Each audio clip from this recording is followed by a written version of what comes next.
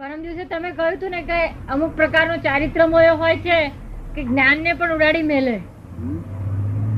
અમુક પ્રકારનો ચારિત્ર મોહ એવો હોય છે કે જે જ્ઞાનને પણ ઉડાડી મૂકે એમ. હા, એ તો ચારિત્ર મોહ એવો ઉડાય તો આખો ભડકો કરી દેવડાવે.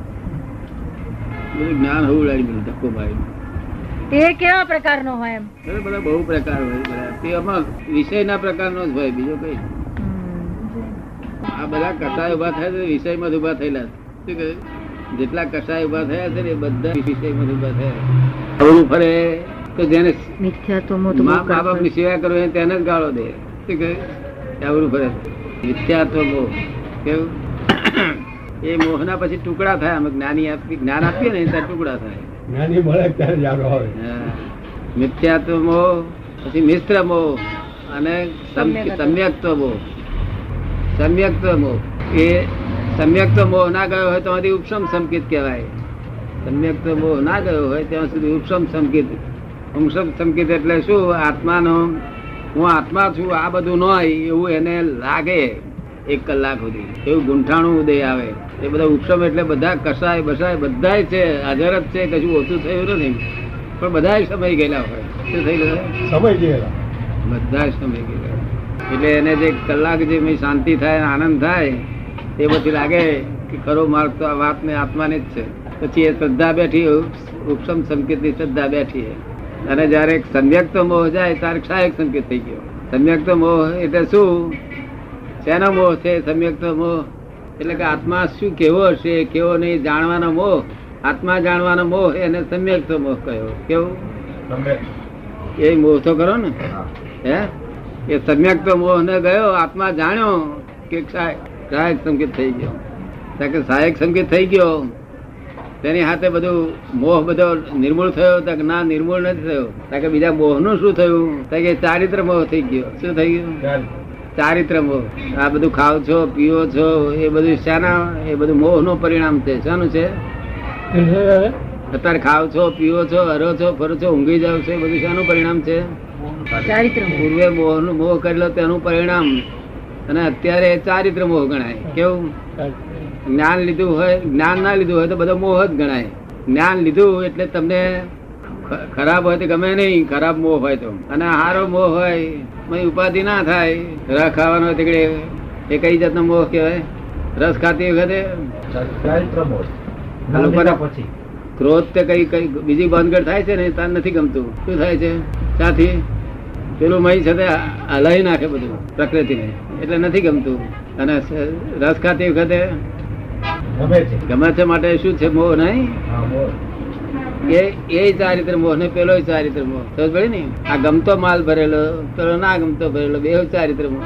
એટલું લક્ષ્યમાં રહેવું જોઈએ આપણને. તેથી અમે કહ્યું હતું કે આહારી આહાર કરે છે હું આહારી જાણું છું એવું એક જ્ઞાન હાજર રહ્યું એનું નામ ચારિત્ર મોહ ને દીઠો. એને જે ચારિત્ર મોહ ને જુએ એ સહાયક સંકેત કહેવાય. શું કહ્યું? ચારિત્ર મોહ બધો જ દેખે સહાયક સંકેત. ચારિત્ર મોહ તમને સમજ પડી કે આ બધું જ ચારિત્ર મોહ છે. મન વચન કાયા જે બધી ક્રિયાઓ બધી જ ચારિત્ર મોહ. જયારે સંકેત થયા પછી ચારિત્ર મોહ ગણાય. નહીં તો મિથ્યાત્વ મોહ કહેવાય. કેવું? ગાઢ મોહ. ગમે તેટલું સમજવા જાણવા છતાં જ્ઞાની પ્રત્યેનો મોહ છૂટે ખરો કે નહીં? જ્ઞાની પ્રત્યેનો મોહ છોડવાનો જરૂર જ નથી. જરૂર જ તો જ એક અવતાર કહેવાય. શું કહ્યું? એક અવતાર રહ્યો ત્યારે આ મોહ ને લઈને બીજા બધા મોહ ફ્રેક્ચર થઈ જશે. શું છે? આ મોહ ને બીજા ફ્રેક્ચર. આ પ્રશસ્ત મોહ છે. શું છે? પ્રશસ્ત મોહ મોક્ષે લઈ જનારો. શું કહ્યું? પ્રશસ્ત શબ્દ ને જરા મને સવિસ્તર થી સમજાવો.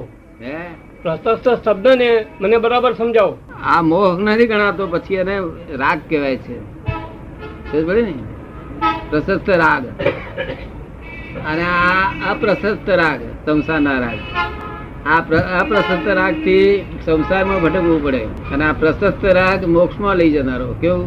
કારણ કે આ રાગ બધા રાગ માંથી છોડાવનારો. એમાં છોડાવે?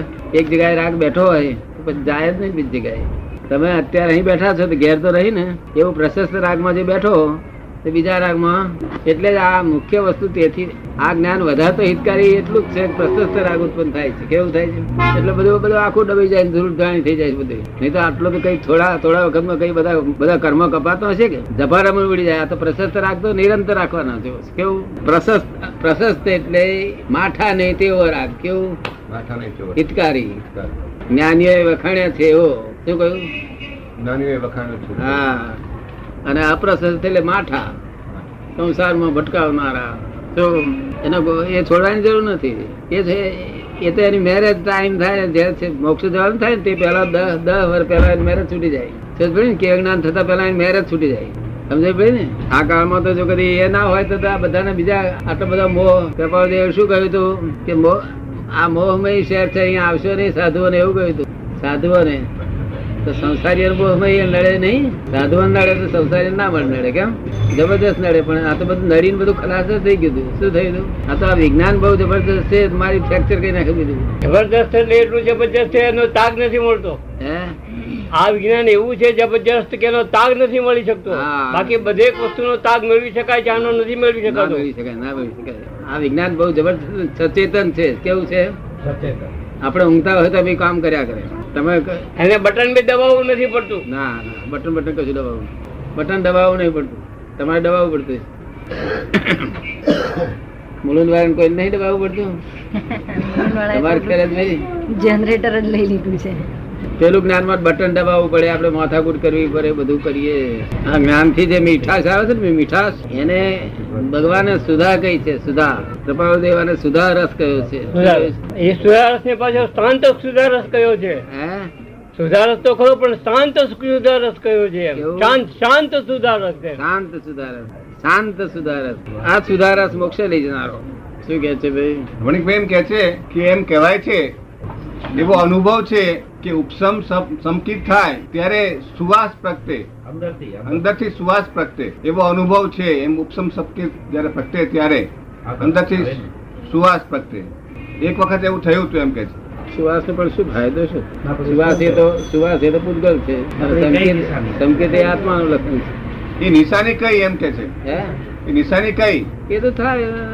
સુવાસ તો બધું સુવાસ તો આત્મા પ્રાપ્ત થાય ને ત્યાંથી સુવાસિત જ થાય છે. આપણા જ્ઞાન કેટલાક ને મળે છે ને, આપણું જ્ઞાન કેટલાક ને મળે છે, ત્યાર પછી આખા એની પોળમાં સુગંધ ફેલાય છે. હવે કેટલાક લોકોને તો જહનતા સુગંધ જ ફેલાય છે. એ વસ્તુ જુદી છે, ભૌગોલિક વસ્તુ છે. એ જ્ઞાનનો પ્રતાપ છે. શું છે? જ્ઞાનનો પ્રતાપ. બાકી આત્માને કશું લેવા દે. આત્મામાં સુવાસ નામનો ગુણ જ નથી, પણ એ એના પ્રતાપ થી થાય છે. એના પ્રતાપ થી બધું ઉત્પન્ન થાય. મૂળ સ્વભાવ શું કહી શકાય?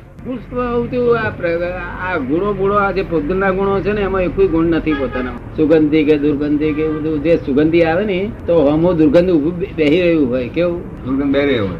હા, એટલે સુગંધ માં ઉપયોગ જ ના દેવ.